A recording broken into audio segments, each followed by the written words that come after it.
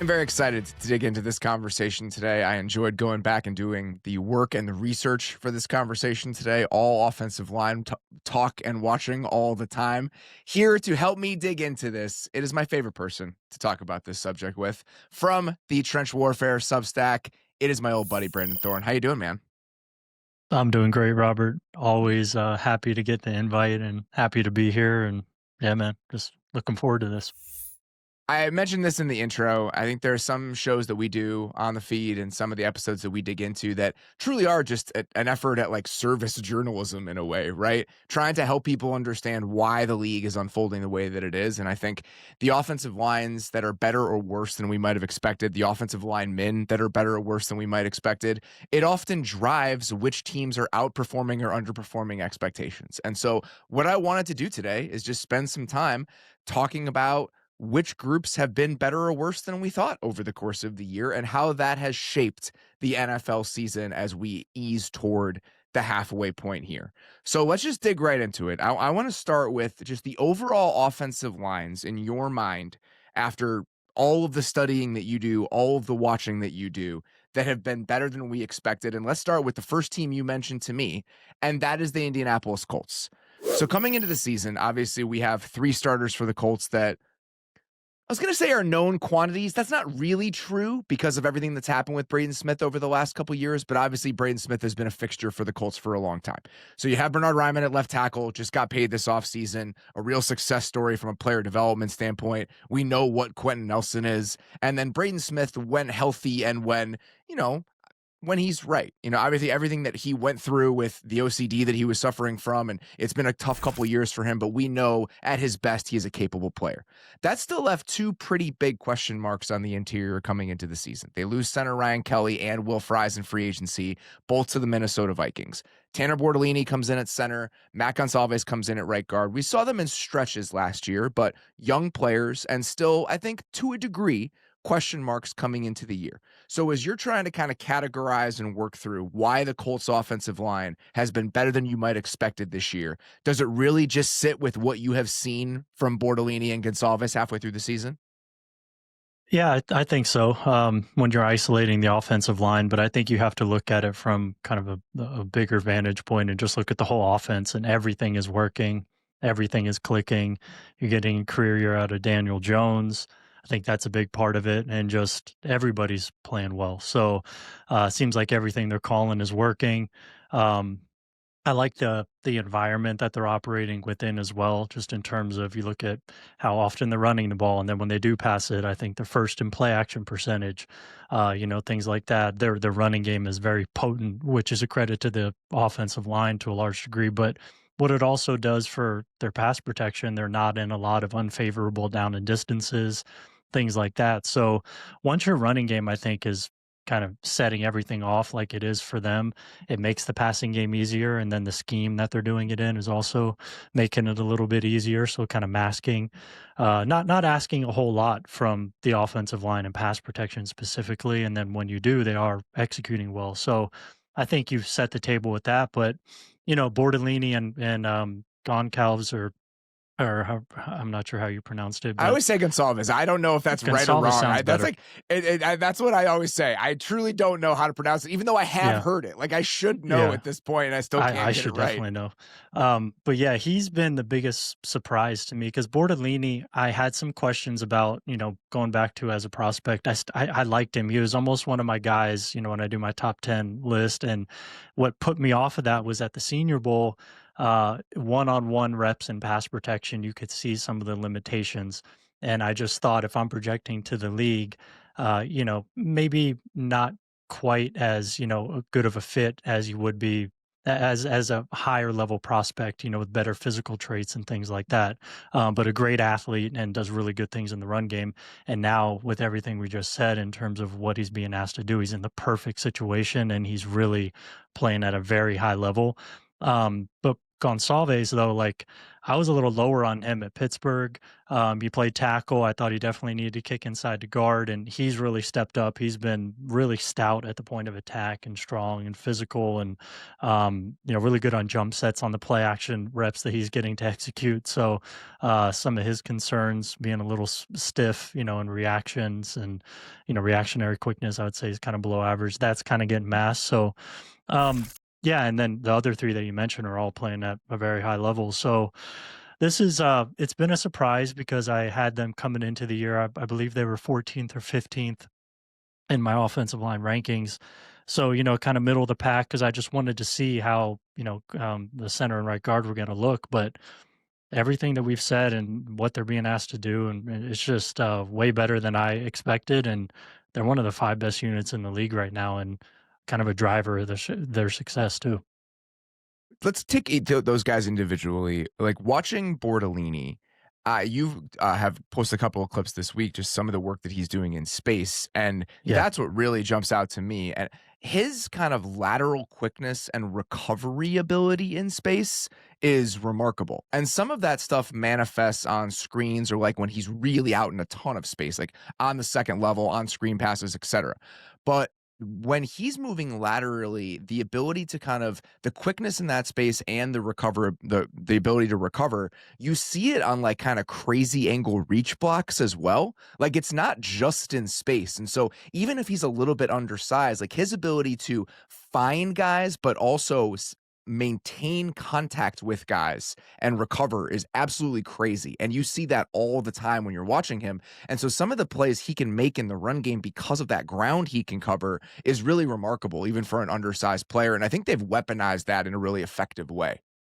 But yeah, I mean the pin pulls, just regular outside zone or inside zone, just climbing to the second level off of combos, singles, A blocks, things like that, are really good. His ability to intersect, linebackers on those climbs is outstanding, and then some of the screen stuff that we've seen has been awesome as well. So yeah, just a really fun scheme, getting guys out on the move like they do. I mean, Quentin Nelson, one of the best pullers in the league, and that's kind of year in, year out. So we're just seeing more of the same there. But yeah, Bordellini, man, I mean, that's what he does. He's one of the best, lateral mover kind of athletes that we've seen both on paper and on film. Now that we're seeing it, it's actually playing out because he tested. I think he had maybe the best shuttle or 3-cone of all time for a center. So, we're kind of seeing that and yeah, he's a really good run blocker, and he has, I'd say, elite athletic ability as well. Do you think Quentin Nelson is playing better this year than he has played over the last couple years? He's obviously been an elite player for a long time. It just seems like it's even at a higher gear so far through the first half of the season than it had been over the last couple seasons. Maybe I'm just watching the Colts more, and maybe that's why I'm noticing it more, but it really does feel like he's playing some of the best football he's ever played. I think pass protection is pretty similar to what it's always been. I think the run game stuff, he has more of an opportunity to showcase it this year than he has in a few years since Taylor had that last big year that he had, several years ago. So I think it's just more impact blocks that are leading to bigger runs, and it's just kind of accentuating what he does a little bit more. But it's still Quentin Nelson, in pretty much every respect. I think it's just I think the rate of impact blocks has risen because of how potent their running game is. I think that makes a lot of sense. So you talked about this at the top, and I think it's important to dig into this just as a big picture thought as we talk about a couple of these other offensive lines, because there's a through line with a lot of these offensive lines. The ecosystem that you're putting these guys in is hugely important in whether they succeed or fail or they play below or above expectations. So the three offenses in the NFL this year that have had the highest percentage of their dropbacks against base defense in the NFL are the Indianapolis Colts, the Seattle Seahawks, and the New England Patriots. I think those are the three offenses that you could probably say, compared to preseason expectations, have outpaced those expectations the most this year. Those are 3 of the 4 offensive lines that you had as outperforming expectations this year. So I'm just curious how you try to extricate that. Like, how much of this is what the coaching staff is doing to set these guys up to succeed? And how much of this is the play of the individual offensive linemen themselves? And is it ever really possible to separate those two things? I think the biggest opportunity to separate those two things is when you find the one-on-one reps. You can find those in the run game as well. If it's kind of like an angle drive, base block sort of situation, you can see that in zone or gap scheme, any kind of scheme when they're asked to, cover up a guy or kick out a guy or create displacement on a guy, specifically down linemen.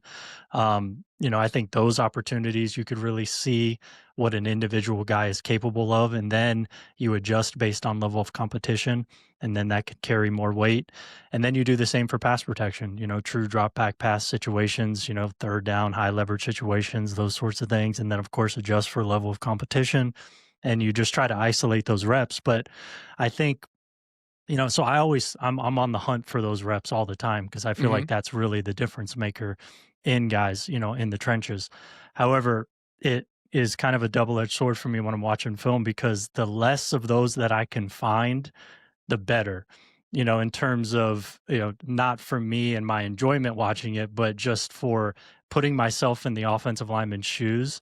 The less of those opportunities you have specifically in pass pro, the better. So you're just living a better life, essentially as an offensive lineman when you're not asked to do those things. And I mean, it's funny. I just go back to this conversation I had with a line coach at Offensive Line Masterminds a couple of years ago, and he said that in their meeting rooms, typically one of the themes that he tries to get across is, if you guys buy into what I'm selling here and you buy into this, then one of my goals is to reduce the amount of drop back passes that you're going to be exposed to. That's kind of what we're trying to do here. And he's a real high level offensive line coach who's been around for a long time, had a lot of success. And I think that's kind of one of the things that, I'm guessing that a lot of offensive line coaches and play designers and things like that will, that's one of their goals. You want to reduce those situations. You do it by obviously having a potent running game, utilizing RPO's play action when you do pass, bootlegs, chips, various help sort of situations, condensed formations is another way you could do that. So all sorts of window dressing type of things that you could do to reduce those. And I think the Seahawks, Patriots, and Colts have done an excellent job at making all that work. So, yeah, we could dig into the individuals on those lines, but I think the scheme and what they're being asked to do is really the driver of their success, specifically with the Patriots and the Seahawks, probably more so. So you look at the numbers, and we did a video about this earlier in the year, just kind of the structural changes that have happened with the Seahawks offense. So this season, if you look at just pure pass sets with PFF sorts, if you have a PFF subscription, every single one of those Seahawks offensive linemen is down near the bottom of the NFL for players that have played at least 7 games. They have like 88 of them total over the 7 games that those guys have played. So it's at the bottom of the league, like truly. Last year, all of those guys were at the top of the league. Every single one of them. Like it's hard to go from a more different situation than what the Seahawks were in last year compared to what they are now in this year. And it's multifaceted, right? So it's personnel usage, like you mentioned. The Seahawks are using as little 11 personnel as any team in the NFL. It's all 21, 12, 13. It's how they live.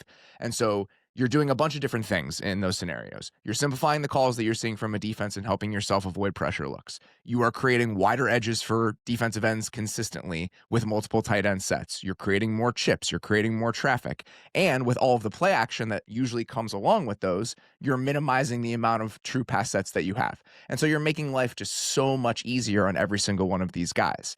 And so with Seattle specifically, when they were making all of the changes that they made to their personnel coming into the season, you draft Grey Zabel in the first round. They have a new starting center this year. I said, and they should have done that, right? Like they needed better talent across the board up front than they had last year. But my stance was, even if they had changed out none of the component parts and all they did was change the structure of the offense that they were running, you were still going to see dramatically better offensive line play from the Seahawks this year. And they did both of them. And now you have an offensive line that's completely outpacing expectations. I think in your most recent rankings, you had them like 15th among all the offensive lines in the NFL. That's a miracle considering what the Seahawks offensive line has looked like the last couple of years. Like it's better than you ever could have hoped for. Yeah, I mean, coming into the year, I don't recall what I had, but they were definitely in the bottom 5, that I had them in, because I just wasn't sure, what the scheme was going to look like. Nobody was. I mentioned it in there that I was encouraged by it, but I just needed to see it first before I was going to go higher than that. So, and I don't think that it's a coincidence that this is a Kubiak, designed offense either. Going back to the Shanahan tree, I mean, you look at the Shanahan tree going back to Mike Shanahan and just all the tentacles across the league that there are. I mean, almost every one of those systems is one of the more offensive line friendly systems in the league. They have the recipe. They know what they're doing, in terms of getting the most out of their offensive line. And it allows them to skimp here and there. And of course, your offensive line coaches, that's one of his biggest jobs, is allowing you to not have to allocate as much resources to the position so he could develop and things like that. But their scheme, man, I mean, with Kubiak designing it, Clint Kubiak, yeah, I think that's the driver of their success for the most part. And then Sam Darnold as well, like his time to throw is super fast. This year, he's getting rid of the ball on time. He's dialed in. I mean, Sam Darnold's like dealing back there too. So like that as well. They don't have a lot of third downs. Like they're 28th and third downs this year. Like they're just not getting to third down a lot. It's just they're firing on all cylinders, man. It's fun to watch. So I'm going to put you on the spot here. This is a difficult question to answer, but I'm just curious what your thought is. Let's take those three teams specifically, the Colts, the Patriots, and the Seahawks. If you were trying to create like a pie chart of, all right, how much of this is the scheme and how much of this is improvement in the personnel, just the players that are a part of this five, and progress from those individual players, which team do you think has been most driven by the performance of the talent itself compared to what type of lifting the scheme is doing? If you can even do that. I'm curious how you would rank those three. Yeah, I'd also put in the quarterback too. I don't know how you'd want to put that, and maybe with the scheme. That's scheme environment, Yeah, right? Let's throw that in that bucket.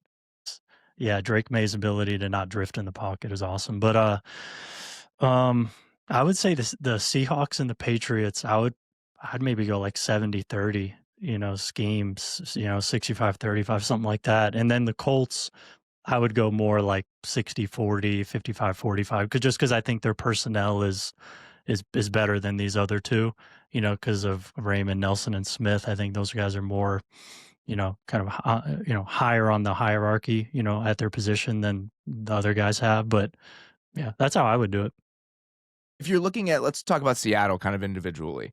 With obviously Charles Cross has been a good player. I think he's probably playing some of his best ball as a pass protector specifically this year, as he's gotten a little bit deeper in his career, playing in a more friendly environment.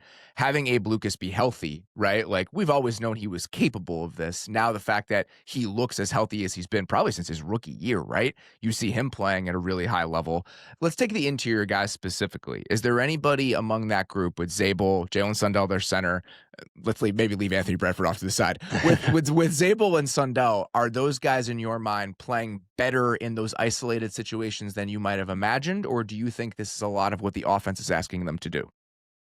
I would say Zabel would be the guy that I would signal out there, more so than Sundell. Sundell, I think, is very scheme specific. Like this is the ideal situation for him, similar to Bortolini, but Bortolini just has a little more to him than Sundell. But yeah, so I think Zabel is a guy, I liked him as a prospect. I thought he had a very high ceiling, especially as over time as he adjusted level of competition coming from North Dakota State. And, his run blocking already, I think is really good. One-on-one pass pro, still trying to figure some stuff out, I think, with set points and positional leverage and things like that. But you think that's more of a position change than anything else? I think so. I think Zabel, like, all things considered at this point, he's going to be a really good player. Like, I think he's a building block, maybe the best. You can argue he's the best guy on the line right now. I think that's up for debate, but I think it's a worthwhile debate to have. And for him to be a rookie, 8 games into his career, this is pretty impressive. So yeah, I think Zabel's a certified guy. It's just over time, I expect him to just kind of clean stuff up basically. And then Sundell, I think he could kind of survive, and not just survive. He's kind of an asset in the run game, specifically, with some of the reach blocks, some of the stuff that he can do on the move. And, but you don't want him isolated very often, I don't think. So yeah, Zabel to me is more of the guy. With New England specifically, obviously, it's a similar situation. We have a couple kind of established veterans that we kind of know about on the right side with Onwenu and Morgan Moses. It essentially more of the same from them. Like, are they about what you expected them to be, considering what the last few years have looked like for those two?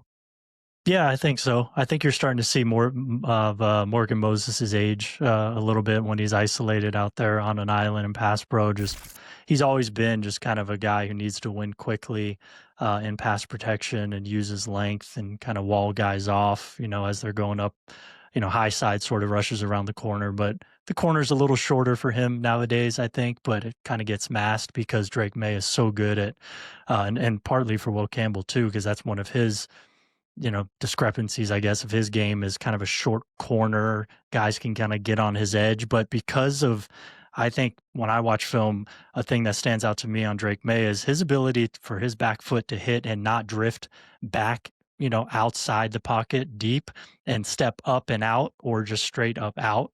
That right there really forces pass rushers to have to work down the middle of the tackles.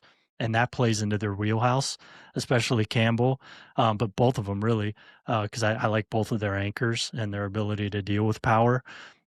So I think when you have a quarterback who doesn't drift and it forces the pass rushers, the edge rushers to go down the center of tackles, then you could kind of mitigate some of those short corner issues that you could kind of see. So I think that's been a huge part. It's a really nice complement to each other, the quarterback and the tackles here. So I think that's interesting.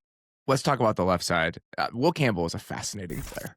Like, I think I knew that coming in. Like, if you watch what he was in college, just the physical profile he's bringing to the table and just the mirror ability is kind of wild. And it was in college, and you still see a little bit of that in the NFL. But then you see some of the deficiencies for him physically as well.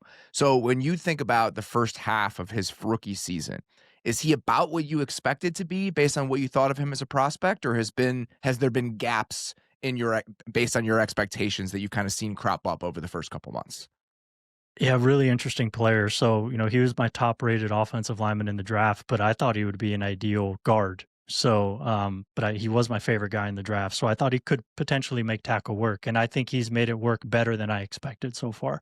There are still some of the deficiencies that you see specifically with, guys getting on his edge. But they provide chip help really well in New England. Hunter Henry's chipped is what off this year, against guys, which has been awesome. Those chip releases have helped both tackles, and they, even I think it's Austin Hooper as well. So they're chipping, a good amount, which helps. But even when you watch the isolated reps for Campbell, I mean, he does a really good job of getting to his spot, square, good weight distribution, balanced. He's ready to transition into his anchor pretty quickly.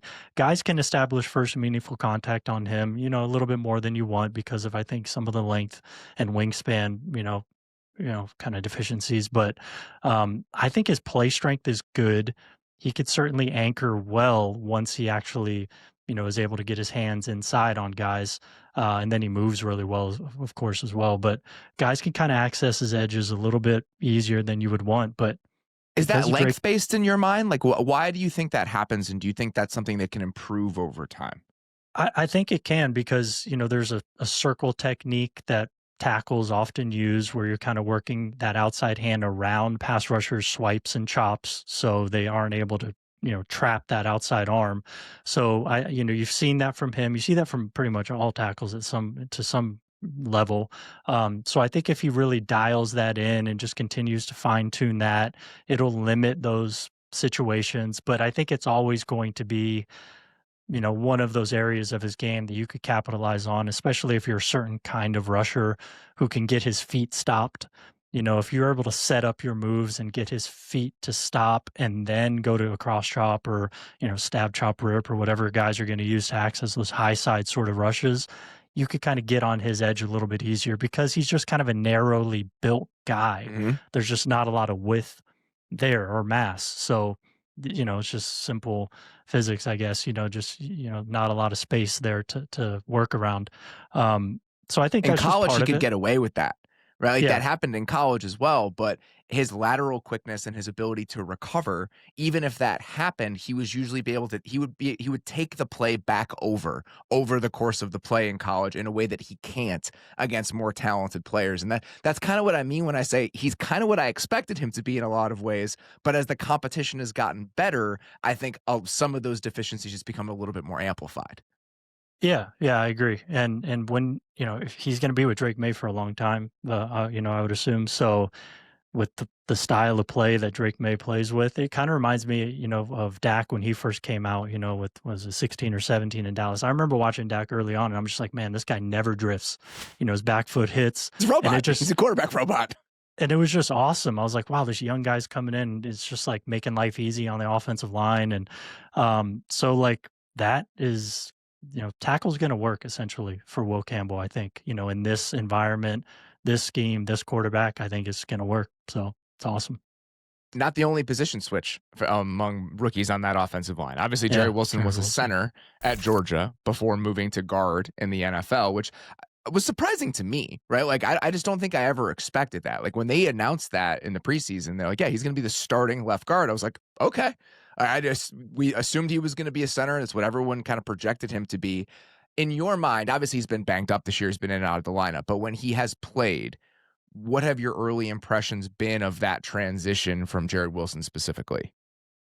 Yeah, a little bit more of up and down, kind of roller coaster kind of feel when you're watching him in terms of, he's just not. He looks like a center playing guard to me, but I do think once he gets latched onto a block and he's able to kind of close space on guys, his ability to sustain and drive guys off the ball for even his size, I think he's explosive and twitchy, and and plays with really good natural leverage as well, kind of a shorter guy. So I think that he does some really nice things, in terms of sustaining blocks in the run game. And pass pro, though, he's still trying to figure out his hands and, landing his hands at the right time, shooting his hands at the right time, and not letting guys get inside of him and getting blown up and things like that. Like, it still happens, but, it makes sense to me, though, that he is playing guard just because I think, with Drake May being kind of a little bit younger, you want more of that veteran presence at center and Garrett Bradbury. And, I think that's probably a piece of it. And Wilson's one of your best fives. So he's making it work. I don't think it's a liability, but there are some, you kind of have to work around some of his deficiencies and losses, more clean losses than you would like. But I also think he's countering that with some really nice flashes as well. So, yeah, maybe not a long-term guard, maybe not, but, I think pretty promising. We're going to take a quick break, and then we're going to come back and talk about some of the offensive lines that maybe are playing a little bit worse than we might have expected this year. This episode of the Athletic Football Show is brought to you by our friends at Facebook. Every year around this time, there's that one night when everyone's back in town, Thanksgiving Eve. You swing by your old bar, see some familiar faces, maybe even reconnect with an old teammate you haven't talked to in years. That's what Facebook's all about, those little connections that end up meaning a lot. Maybe it's someone posting in your high school alumni group saying they're home for the holidays. Or maybe you find out about a local turkey trot where you dress up with family through a Facebook event. Even hopping on Marketplace to grab something to spice up your home ahead of Thanksgiving can spark a new friendship. This season, Facebook's reminding us that a little connection goes a long way. So if you're heading home, hop on Facebook, check out your group's events Marketplace, and see who you might reconnect with. Let's reconnect this holiday season with Facebook. You had 3 teams you wanted to dig into here, and I don't think any of these 3 teams should be a surprise based on preseason expectations. And a couple of them I expected to be much, much better than what we've seen from them so far. Let's start with the team that you had first here, and that is the Minnesota Vikings. The Vikings offensive line was remade in large part this offseason. They go out and sign 2 guys in free agency, 2 guys the Colts lost in Ryan Kelly and Will Fries to play center and right guard. They draft Jonathan Jackson in the first round. Bring back Christian Darrisaw, missed the first couple games of the season, but now is back at left tackle before getting banged up. And then Brian O'Neill, who also was hurt at some point this year. So when you think about the Vikings offensive line maybe not playing up quite to the level of expectation you had heading into the season, how much of that is injury driven and how much of that is this group, when healthy, not quite playing as well as you might have expected?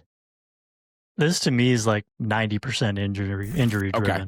Yeah, I mean, because Darrisaw, his recovery doesn't seem to be going ideally. I mean, he came out last week, I think because of the knee, and we're week 8, and so that is a little concerning. Missed a couple games to open the year, came back, hasn't quite looked like himself, but still definitely an above average tackle. But you would like to have seen him have more of like a Tristan Wirfs sort of recovery, even though I know Darisaw had, a more lengthy rehab and all that. But so it hasn't gone super great there. That's a little concerning. Donovan Jackson been, dinged up a little bit as well. Okay, solid, I think, fine. What you might have expected Donovan Jackson to be. It's just like that's probably, if you had a 2-word evaluation of Donovan Jackson as a guard at Ohio State, it's like solid, he'll probably be fine. Yeah, exactly. Yeah. So as expected there. I mean, Ryan Kelly getting, hurt. He has a concussion. He's on short-term IR right now, and that's concerning. Don't know when he's going to be back at this point. So they've had to just, I think, Michael Juergens played center a little bit. Blake Brandel, maybe guys who don't typically play center. That's been a huge hindrance on the offense, I think. And then Brian O'Neill now, dealing with his own knee injury. So it's just injury, to me, driven more than anything else. And then also, partly quarterback, kind of uncertainty, and, Carson Wentz can get a little skittish back there. That doesn't help things. But yeah, I think offensive line wise, it's, just a lot of unfortunate injuries. For Tennessee, that was the second team that you mentioned. I'll say this. I mean, I think I've talked about it multiple different times so far this season. That was a unit that I expected to be like a potential strength for the Titans heading into the year. Like when you look at that group left to right, you can talk yourself into that being a top 10, borderline top 10 offensive line if things break right for that group. So at left tackle, you have Dan Moore, and the entire talking point, the entire selling point, I think, even if Dan Moore was overpaid in free agency, Dan Moore, $20 million a year is not an ideal team building piece, but if he's your 5th best offensive lineman, you can survive and be fine with Dan Moore as your left tackle. Skoronski at left guard, I thought really turned a corner in the back half of last season, was playing like the guy he was drafted to be in the top 10, 11. I can't remember exactly where he went in the draft. You get Lloyd Cushenberry back at center. He's a very good player when healthy. You bring in Kevin Zeitler, who was still playing at a really high level in Detroit last year, and then you get J.C. Latham back at his natural position at right tackle. You have Bill Callahan. Can this be the best offensive line in the AFC South? Can it be a driver of why the Titans are maybe a little bit better than we expect? None of that happened. No, the answer's definitive. Not a single element of that came into place or fell into place for the Titans this year. Some of that is injury, right? Like Latham was banged up starting in week 1. But I think it goes way beyond that. I think this is a group where it's not just because a couple guys have been hurt. So if you're trying to figure out maybe where the Titans have been worse than you might have expected them to be heading into this season, where have those issues kind of sat with you? The tackles, I think, so to me, Skoronski's played very well this year. So I think Skoronski's been like a bright spot for them for sure. Cushenberry has gotten better as the year's gone on. He's come back from an Achilles. The first 4 or 5 games, just took a little while. Cushenberry's starting to kind of look more like himself. Zeitler, I think, is fine. The interior's been fine. It's just, to me, the biggest surprise is Dan Moore just like taking a step back. And I thought under Bill Callahan, he would at least be what he was, last year in Pittsburgh, and just kind of, if not anything, continue the upward trajectory that he was on. So for him to regress, that was pretty shocking to me. That's the single most surprising element here. And then Latham just being hurt. I mean, he missed 5 games or whatever. And then they go back to what they were last year, where right tackle is a complete liability. So not being able to develop anything, in terms of depth under Bill Callahan over the last couple of years has been very surprising. Moore taking a step back. Those 2 elements there, I think, are the main drivers of their struggles. And then, I mean, you look at some of the numbers that I'm looking at, just real basic stuff. They're not running the ball, very often or very well. Not a lot of play action, high time to throw, a lot of third downs, third in bad situations. So it's like, yeah, nothing went right this year for them. And the Callahan element, though, was very surprising. I am 100% with you. And that's kind of the thing that jumped out to me is that this was supposed to be a group where you're not seeing guys regress. You're coming in and they're the best versions of themselves, or at least the same versions of themselves that they were at previous stops. And this isn't supposed to be a group where if you go to your backup right tackle, it's a glaring thing like blinking up in Yes. lights. Like there's Yes. so many different teams where you look at the offensive line ecosystem and you wouldn't even know a backup is in the game. Like I think the best example of that to me over the last 2 years is Detroit. Like you think about all the games that the Lions have had to play, and it's not a ton, right? They haven't been super banged up, but there have been a handful of games every single year where, your Manu's playing because Taylor Decker's banged up, or last year Christian Mahogany had to play a couple games because Graham Glasgow was hurt, and you just don't even notice it. Like it wouldn't even be a talking point about the game because it's not apparent to somebody just watching with the naked eye. And that's what a good offensive line ecosystem does. You're able to kind of paper over that stuff and it's not a glaring issue, even as you're digging into your depth a little bit. And so the fact that the Titans have not been that sort of offensive line system over the last couple of years when Bill Callahan came aboard, that's just been surprising. And I think it's been one of the main disappointing elements of who this team has been the last 2 years.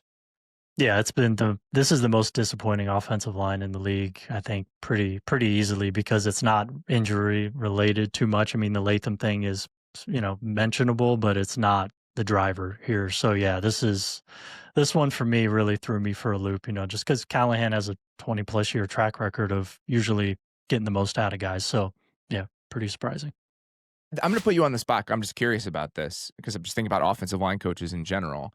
Who in your mind, as some of maybe the older offensive line coaches like a Bill Callahan are potentially moving on, this might be the end of his career, who are kind of the guys on the rise in your mind, like who have created these situations that are now really good spots for offensive linemen to be? I think Hank Fraley, just who I just alluded to, was absolutely one of them in Detroit. When you think about what they've been able to do and the guys they've been able to develop. Tony Sperano Jr. in Indianapolis, I think the Colts have done an incredible job over the last 3 or 4 seasons since Shane Steichen got there at getting the most out of these guys. Like Ryman's an incredible success story as a 3rd round pick, and both Bordellini and Gonsalves are 3rd and 4th round picks, right? Yeah, I think so. And so those two, I think, absolutely have kind of established themselves in the little fraternity of plus offensive line coaches. We obviously know what the Eagles are doing and continue to do. Who else is on that list to you? Like the places that you feel whatever is coming through the door, they are getting the most out of whoever those players are. I mean, I definitely think Zach Strief in Denver. I think a large part of that is also Sean Payton, and sort of, it's kind of hard to differentiate the two there. They're kind of, a pair. But I mean, Strief, absolutely. Ben Powers is hurt right now. He's on IR, and you wouldn't even know it. Yeah. I mean, he's new center this year. They haven't missed a beat. Yeah. Well, Wattenberg came back, I think, but still, I mean, the fact that Powers is out, Bowles is playing the best football the last 2 years of his career by far. McGlinchey is playing good football again after several years of not doing that. He was pretty good last year too. So, yeah, I mean, and then Miners, all pro. So, I mean, Strief, I think, is definitely in that conversation. Another guy that I'd throw out there is Dwayne Ledford for Atlanta, who's been a guy that I've just been a fan of for a while. He really majors in that zone scheme. That's, his bread and butter going back to college. He coached Mekhi Becton at Louisville. And so, but yeah, I mean, since he's been in Atlanta, he's stayed now, through multiple regimes. Now he's a run game coordinator, I think, for the first time this year. And what they've been able to kind of, piece together with McGarry going down, before the season, Wilkinson, can still get exposed a little bit in pass pro, but I'm excited to talk about him later. I know we're going to hit him in another area, but that was a name when I saw it on the list of guys that you sent over, I was excited to dig into. So I think Ledford's a good guy to mention. We'll talk about Wilkinson in a second. Yep. Him. I think Luke Buckus, in Green Bay, but that's, again, it's kind of hard to differentiate LaFleur there. Dan Rauscher in Chicago has been him in New Orleans. He put together a lot of good offensive lines in New Orleans for a long time. So it was cool to see him get a job again. And so I think he's kind of mentionable here, but yeah, I mean, Bobby Johnson in Washington has really turned his career around after that Giants year in 22. And, the last couple of years with Cliff. Him and Cliff have a good thing going. So, but yeah, I think Streif and Ledford would be the first two that I would mention. The center in Denver, I meant last year, right? Like the Wattenberg comes in last year for Cushenberry, and it's just like they're the best pass protecting offensive line in the league. And so the fact that they've been able to do that pretty consistently has been very impressive. All right, so the last team you wanted to mention here in the groups that are maybe playing worse than expected are the Baltimore Ravens. And I'm so glad that you threw this out there because this is a group that brings the same players back that Mhm. they had last year. And Yeah. this was a group last season that if you look at a lot of the advanced metrics, like fewest quick pressures of any team in the NFL, despite the fact that the quarterback hangs onto the ball for a long time. Stylistically, that's just who he's going to be. The run game was so dominant last year, and a good portion of that is a combination of Lamar Jackson and Derrick Henry and some of the advantageous looks that puts you in, but this was still a good group last season. They bring back all of the component parts, and they just haven't played at quite the same level. So if you're trying to figure out how that has come to be for the Ravens, like where does that start for you? Yeah, I think first Ronnie Stanley, I think he's only missed a game or so, but he's went out multiple games, early on, like after like 15, 20 snaps or so. So like starting to get he's looked good when he's been on the field, but I'm getting a little concerned there. Like, is he gonna be holding up, for full games as the year goes on? So that's a little bit of a concern because when Nopum comes in, that's a big drop off at left tackle. And then both their guards are very gettable in pass protection one-on-one situations, as is Tyler Linderbaum a little bit more than you would like. He's an extremely undersized sort of center. He's sort of comparable to Bordellini in some sense, just in terms of their stature, their size, some of their limitations.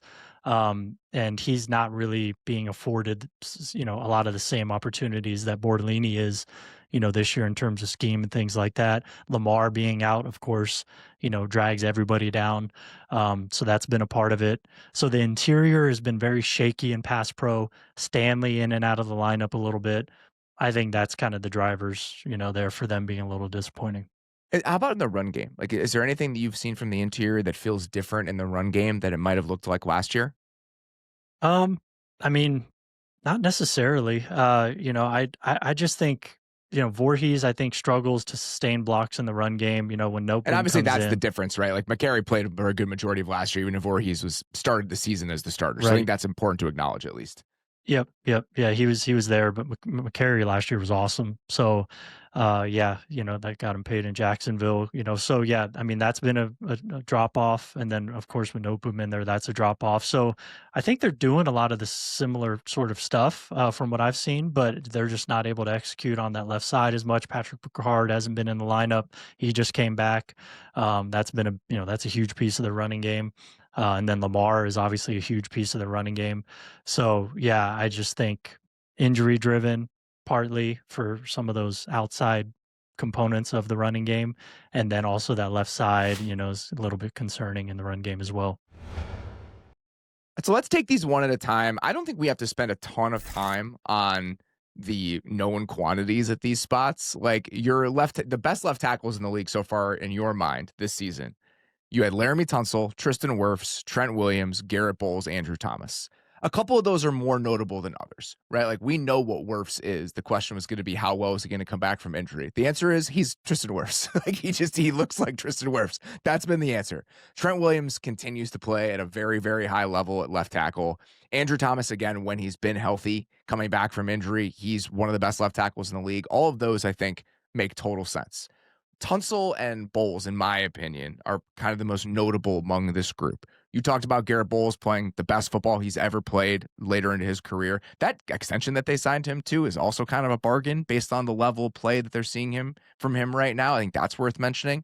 Tunsil is the one that I'm curious about because this is a guy who the Texans were, felt pretty good about shipping him out the door heading into the season. And I think they have felt the impact of that. I know you've mentioned this a couple different times over the first half of the year that you think Tunsil arguably has been the best left tackle in football this year. And I think even if you are going to make some arguments that it was a cultural decision, there were some non-football reasons that they traded him. You don't do that for a guy you think has a chance to be maybe the best left tackle in football the following year. I think there's some concerns about the level of play if you're going to make that decision. So in your mind, maybe why has Tunsil looked better this year than he had in some stretches over the last couple seasons? Yeah, I mean, well, I think 2 years ago he was really, really good. Last year, I think there's some weird stuff going on there off the field that it's hard to pin down. I don't know exactly, but I think last year the main thing was penalties. He was one of the most penalized guys in the league. I mean, it was kind of bad.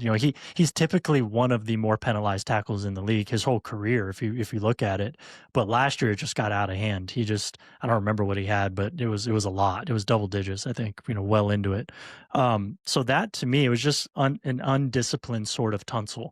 But in terms of his physical traits and when he is isolated one-on-one on guys, like I didn't see much of a drop off there at all. He was still Tunsil, in those gotta have it kind of moments.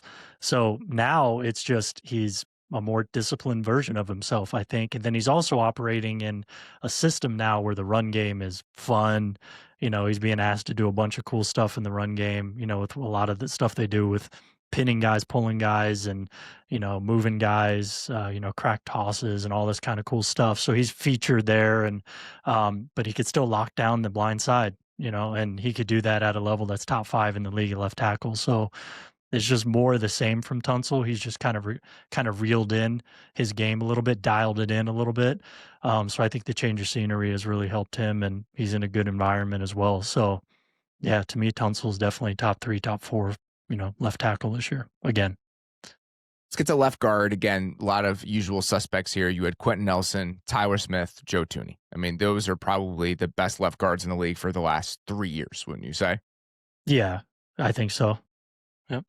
At center, Creed Humphrey was your number one. Again, was the best center in football last year, probably him and Frank Ragnow. The other two guys I think worth mentioning. You had Aaron Brewer as the guy you wanted to mention as the second, like one of the best centers in football so far this year of the Miami Dolphins. Again, unique player, ability to kind of maximize his skill set in that scheme and just the way that they deploy him. Why did you want to talk about Aaron Brewer here? He has a case to be the best center in the league this year. I think he's certainly one of the 3, but I'm most excited to talk about him. He's, this sort of story is one of my favorites, time in, time again. He's kind of like the Garrett Bowles thing. He first comes into the league, everybody's not playing well. Bowles was one of the most penalized guys in the league and everyone thought he was done. And then Mike Munchak comes into Denver, saves his career. Well, Aaron Brewer, in Tennessee had to play guard a little bit, center. He's a 275 pounds coming into the NFL from a small school, eventually gained a little bit of weight. Now I think he's around 300, firmly. But now he's in a system, though, in Miami to where he's weaponized, in terms of his athletic ability. He's explosive and powerful. Kind of has little shades of Jason Kelce when he gets out there on the move. It's pretty awesome to watch. He's if people like watching Bordellini, I mean, Brewer does a lot of the same stuff, if not at a higher rate. So that's really what, he's in a great situation. He's developed over time. And now he's, and then it also helps that too is, how quickly he gets rid of the ball and everything. So he doesn't necessarily have to hold his anchor, as long as some other centers do. But he also has gotten better at that as well. So it's just been a really cool story, and he's in the perfect situation, and everything he does well is on the table every week, and it's fun to watch.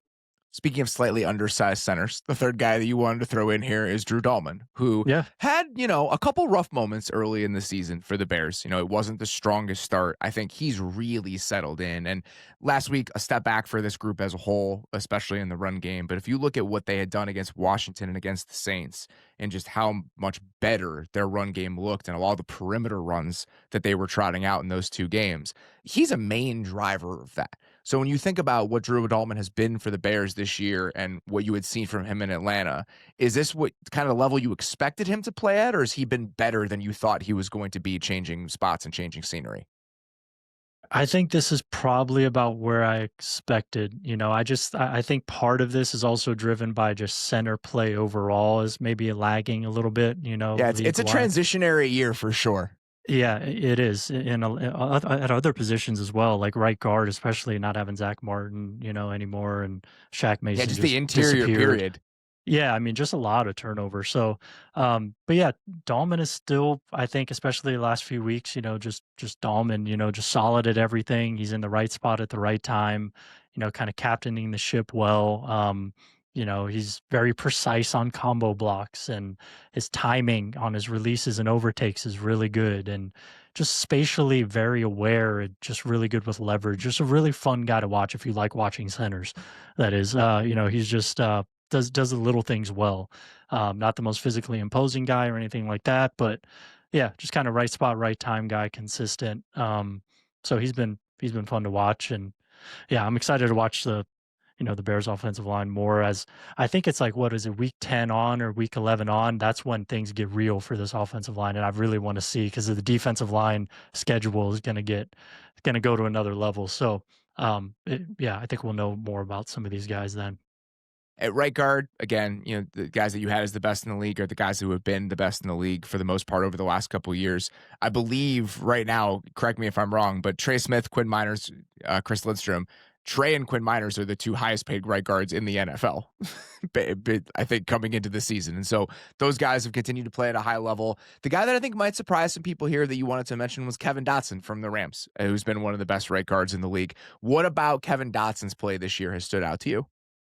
I mean, Kevin Dotson, just look at Kevin Dotson. I mean, I mean, that's how he looks is how he plays. I mean, he is a brick wall in pass protection. There's a very clear reason why he's getting paid. His anchor is stout. He moves guys, he uproots guys by himself in the run game routinely, just covers up his target in the run game. And he has a little bit more patience and tact, than you would expect as well, and that's kind of developed in pass protection. Just going one-on-one against Jalen Carter, and even going back to last year, and just, I mean, Kevin Dotson. I just think, in terms of holding ground and taking ground from defenders, he's one of the best right guards in the league, and that's just, it's kind of cut and dry what he does to me. He's a very important presence for the Rams. Looking at the numbers on these contracts, I'm surprised by this. Just like the timing of the Miners contract, I guess I thought he was getting paid more than he is, because Trey Yeah, Smith and they Chris signed him Lindstrom early. are. Yeah, I for some Yeah, reason I thought that it had come it's late a enough bargain. that he was right in line with some of those other guys. But so Trey Smith and Lindstrom are the two highest paid right guards in the league. Trey Smith is at 23 and a half a year. Chris Lindstrom is at 20 and a half a year. But then Robert Hunt is at 20 and Sam Cosmi is at 18 and a half, and Miners is only at 18. For some reason, I thought it was higher than that. So They multiple signed him last contracts. offseason, I think. So I think Yeah, that maybe that's why. Maybe I had the yeah. timing mixed up in Great my head, timing but on that one by them. yeah, I mean, that's, you look at that. I Yeah. mean, that means that the Broncos have two guys that they signed to recent contracts, like in the last two off seasons or so, and they're already playing above market at both of those spots. And so that's a pretty good place to be if you're Denver, considering how much money you poured into that position. The last one here, your best right tackles in the NFL so far this season. I mean, stop me if you've heard these names before. You had Lane Johnson and Penei Sewell. I mean, it's so clear and obvious that I don't even know who else you could talk about. I mean, I would probably put Spencer Brown, third or fourth, but yeah, I mean, Spencer Brown's been really good this year, but Penei Sewell in the run game is electric. Lane Johnson just is the best. He's just the best right tackle in the league, in my opinion. So yeah, not much to say there. I think with those two guys, it's more of the same, honestly. I mean, Sewell had, some struggles against Micah Parsons and pass pro when they played early in the season one-on-one, but that's Sewell's a really good pass protector, but he's not quite Lane. But the run game stuff, Sewell is Sewell. He's elite. So A lot of those names aren't surprising. And so I wanted to dig into some names that have been surprising. So along with the first team offensive line, this is the all surprise offensive line. And let's yeah, do the same thing position by position. Just guys that have maybe snuck up on you a little bit and played better than you might have expected coming into the year. The left tackle that you had was Kelvin Banks from the Saints. So hmm obviously Kelvin Banks, top 10 pick, somebody that was a highly regarded prospect, but rookie tackles, it's a bit of a crapshoot. Like sometimes even guys that develop into really good players don't hit the ground running. What about Kelvin Banks' performance for the Saints this year has maybe been a little bit better than you even might have expected? He's more sturdy in pass protection than I was expecting him to be, in terms of anchoring against power. It's not perfect, but he generally is a pretty sturdy presence out there. He still has a glaring concern to me that pops up 3-4 times a game, where he has this habit of, with his outside, and he's a heavy outside hand striker, and he'll strike down the middle of pass rushers and get beat around the corner quickly 2-3 times a game. It happened last week as well. So that happens. But he battled Yaya Diaby last week. It was a really fun tape to watch. They went back and forth. So he's just like, he's battling guys, and just, I was expecting more losses than I've seen from him one-on-one in pass protection specifically, even though he still has them. So just, I know he's a top 10 pick, but for me, I had him as a high second round pick. So I wasn't as high, as maybe the league was on him. So that's been a pleasant surprise. I think he could probably stick a tackle. I still think that may be up for debate, but yeah, I think it's a little bit more encouraging than I was expecting. There's a lot of nuance to his game for a young player. Like when you watch some of the stuff he's trying to do, like you mentioned that outside strike, like he does a good job of getting hands on guys and slowing them down. And then, so even he's not super long. I think he has like 33.5-inch arms. And so that's guys, the thing. Yeah. He plays like Tyron Smith, but he's not Tyron Smith. He doesn't have the hands, right? And so like, yeah. And it's interesting because like when he uses that punch effectively to kind of slow guys down initially, but then they can get into his chest, but he's big enough to anchor in those moments. And so it allows him to kind of survive even with a little bit of a lack of length. The two things that jump out to me going back and watching him, because when you threw him on there, I was like, oh, go do some Kelvin Banks study. You mentioned that Will Campbell is a very narrow player.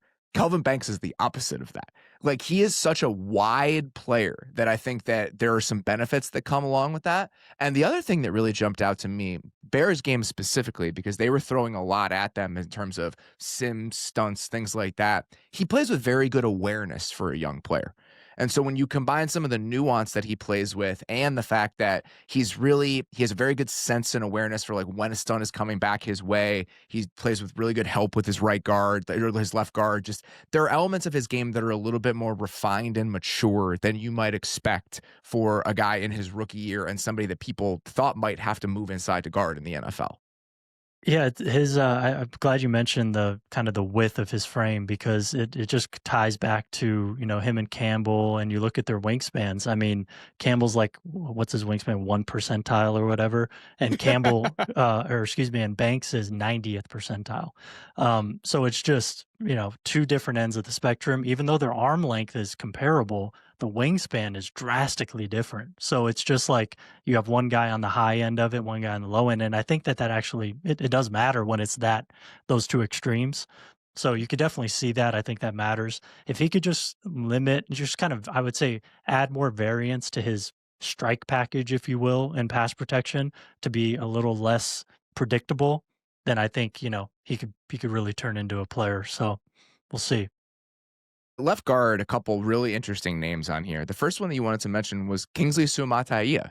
And so I'm just curious in your mind, like why he has transitioned and excelled, why he has kind of excelled or thrived in the transition to guard, maybe where he struggled at tackle as a rookie.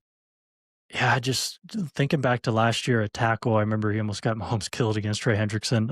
And some of the issues that he had in that game was he was just opening up against the threat of speed way too soon and too dramatically, to where his shoulders and hips were towards the sideline way too quickly, and it just allowed him to get beat across his face and be unable to anchor too often. He just looked uncomfortable and stressed when he was on an island in pass protection, and now that's essentially gone, for the most part, especially with the way Kansas City plays and what they ask their guards to do. They really like jump setting their guards and playing aggressive and allowing them to get their hands on guys quickly.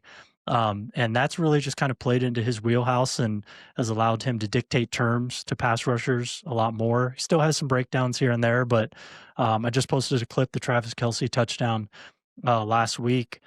His rep, he was one-on-one against a 2-eye-2 technique. I think it was Javon Kinlaw, who was just trying to work right down the middle, and Suamataia was just rock solid, and it was a really nice block. It was a key block. So like he's just a sturdy presence, at guard now. And if he can continue to clean up some of the things that he's doing in pass protection, I just think they, kind of save that, that one there, as a high round pick, kicking him inside and then getting Simmons. I mean, I thought that was a nice job of recoup kind of, that draft allocation that they had on him.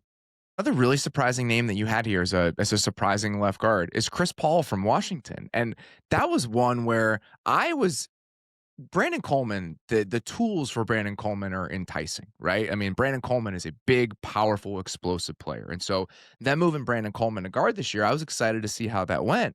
And then we get 3 or 4 weeks into the season, and Brandon Coleman is a healthy scratch against the Raiders. And they move Chris Paul in at left guard. And now Chris Paul is playing like really good ball at left guard. And I think He he's in his is. fourth season. And so the fact Hmm. that he's somebody that played a little bit in stretches, but obviously was not part of their initial plans in Washington to start the year. What about Chris Paul's play at left guard has been a little bit surprising to you so far?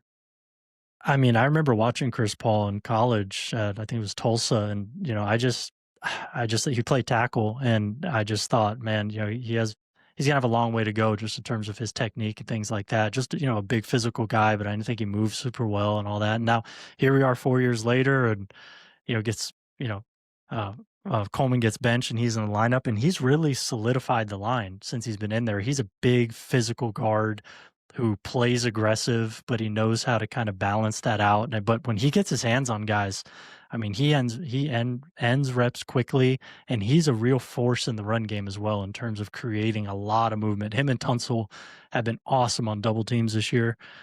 So to kick Coleman out of the lineup like that, and now I think that position is firmly his. Coleman got to play left tackle last week as Tunsil went out with a hamstring, but yeah, I mean, yeah, Chris Paul is just really. It could have went bad pretty quickly for them with Coleman not working out. His pass pro was really shaky those first few weeks, and then to put Paul in the lineup like they did and have it solidified. I mean, out of nowhere, kind of. That's been maybe the most surprising guy on all this entire list to me. It goes back to what you said about Bobby Johnson earlier. Like there are some of these teams where you just get to a place where it's like, we'll figure it out, right? Like we may have to move some things around, but we will get to a place that you feel good about at some point over the course of the season. And the fact that Washington has kind of so quickly become one of those spots, I mean, that if you extend this to like a 2-year outlook, has been one of the more surprising, impressive success stories with offensive line play in the league, period, over the last 2 years.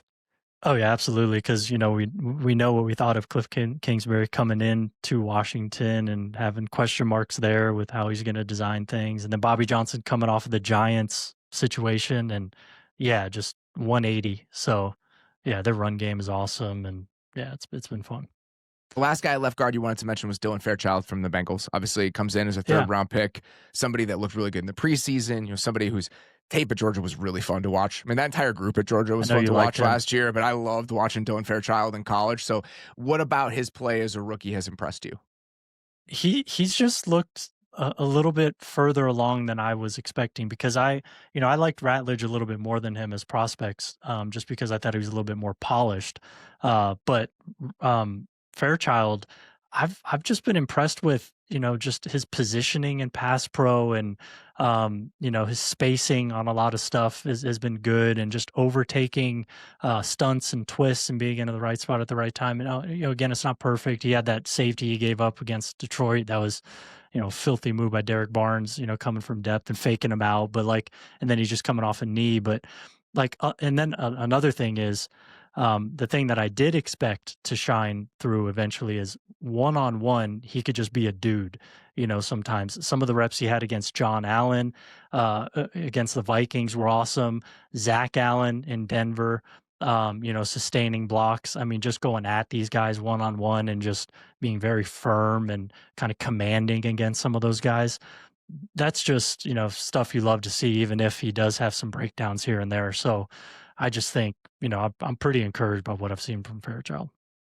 The other guys you had as your all-surprise team on the interior, you had Borlini and Gonsalves, who we've broken down so far already. The other center that you had, and I'm so glad, the two guys that when you put them on here, I had to smile because to me, they've been two of the most. Chris Paul is another one to throw in there, but you had Cade Mays from the Panthers and you had Elijah Wilkinson at right tackle. And with seeing both of those, I was like, God, I'm so glad to see those, because both of those guys, when you go back and you watch the Panthers and Falcons offenses specifically, Wilkinson is the third right tackle for the Falcons. Cade Mays is the backup center for the Panthers. And when I was watching that stretch where Austin Corbett was hurt in Carolina, Cade Mays was incredible in the run game for like multiple straight weeks. Like the game he had against, I think it was the Cowboys in week 6. While going back and watching that game, I was like, who is this dude? Like the work that he's doing in the run game, some of the reach blocks, some of the combos with like him and Brady Christensen. So that's truly like one of the more surprising things about the NFL this year, is like turning on the Panthers tape with the backup center and seeing how well that guy was playing. Yeah, I watched Mays coming out of Tennessee, and he was just like a barroom brawler kind of guy, just, hit or miss kind of in pass pro. And, I liked him for what he was, but now that he's settled in and he's in again, I think you have to mention kind of what he's being asked to do. I think Carolina's running the ball more than any team in the league, and that's fits Cade Mays perfectly. They're a downhill run scheme. They're going at guys, at defenders, a lot of vertical based double teams. Cade Mays is a big, physical, powerful guy who, throws his weight around, throws his hands around, and he could miss, sometimes kind of glaringly, but when he's dialed in like this and asked to run block a lot more than pass block, and can play next to who he's playing next to, Damian Lewis and Christensen, like, yeah, man. I mean, the run game stuff's been awesome. So he's just been fun to watch. That's all. That's like an offensive lineman's delight there to watch him play football right now. And the right tackle you had was Elijah Wilkinson from the Falcons. And I had the exact same thought going back. And, there are moments where he's a third string player, right? He's a guy who's bounced around the league. He's played for a few different teams. Like, he's The not Bryce somebody. Huff reps. Yeah, I mean, Yeah, yes, but you see the moment. The Niners game is the exact game that sticks yeah, out, but multiple different times going back and watching the Falcons this year, the fact that you didn't know the third string right tackle was playing for so much of the early part of the season, I think it says a lot about the play from Isaiah Wilkinson and Elijah Wilkinson. And again, exactly what you said about Dwayne Ledford, the fact that this is a place where you're usually getting the most out of those guys. yeah. This is a big time feather in the cap for Coach Dwayne Ledford, I think, because when McGarry went down, I was really concerned, because they obviously didn't have proven depth.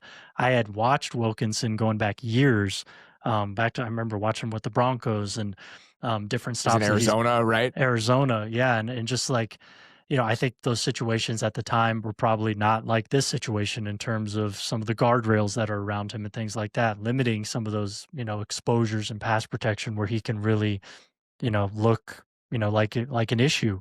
But he's a big, powerful guy who takes up a lot of space.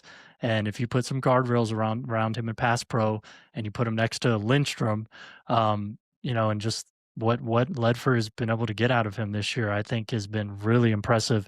Him and Chris Paul are probably the two big surprises for me, that stand out even above all these other names this year. So yeah, just a credit to them to, keep the offense, running as it typically looks with him in the lineup. It's been really impressive. We could do this for like 2 more hours, and there are a few other things that I did want to hit, but we have to get out of here. But Okay. I sincerely appreciate Always good to talk. I sincerely appreciate you taking the time to do this. I always love chatting with you about this stuff. And again, I think that trying to figure out which of these groups has been better than you might have expected goes a long way in understanding why the league feels the way that it feels in a given year. And I think you specifically talking about like the Colts and the Seahawks and the Patriots, like there are things beyond quarterback play that drive these offenses outpacing expectations or being a little bit worse than you might have expected. And it often comes down to which lines are better or worse than you anticipated them being. And so appreciate you digging into this with us. It's always great to chat with you. Please tell the people where they can check out the fantastic work that you are doing. Yeah, so social media, Brandon Thorn NFL, and then my Substack is trenchwarfare.substack.com, and then establishtherun.com and Bleacher Report for all college scouting reports. Said this a million different times. If you want to know more about this area of the NFL and football specifically, Brandon's work is just an invaluable resource. I mean, it just is going to teach you so much about these groups and just the quiet elements of the league that are defining whether or not teams succeed or fail. So please go check it out. I have been I mean, probably like a pre-day one subscriber, right? I have to be You like were. one of the earliest trench warfare subscribers there are. And so I'm putting my money where my mouth is here. Sincerely encourage you guys to go check it out. Thanks a lot for the time, buddy. We'll talk to you soon. All right, man. Sounds good. Thanks for watching. Follow the Athletic Football Show wherever you get your podcasts. And don't forget to subscribe on YouTube.